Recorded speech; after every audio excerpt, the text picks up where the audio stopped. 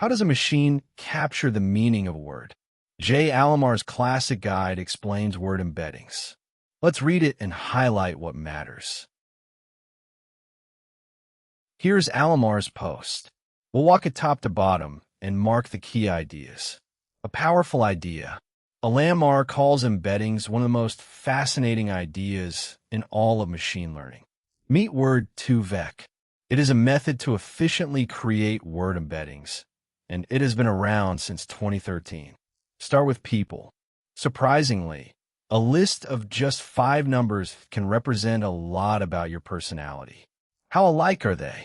To compare two vectors, we use a simple score called cosine similarity. The key insight: we can represent people and things as vectors of numbers that machines love. Words become vectors. These word vectors capture a surprising amount of a word's meaning and associations. The famous trick. The most famous example is the formula king minus man plus woman. And out comes queen.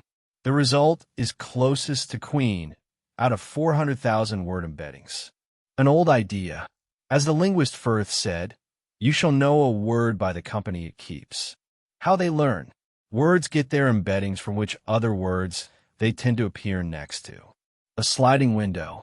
We slide a small window across huge amounts of text to generate the training samples. Here's the short version. Big picture. An embedding is a list of numbers that captures the meaning of a word. Second, similar things point in similar directions, measured by cosine similarity. Third, embeddings support analogies, like king minus man plus woman gives queen. Finally, Word2vec learns them by sliding a window over text. A word is known by its company. For more AI explainers read line by line, visit standarity.com. Until next time.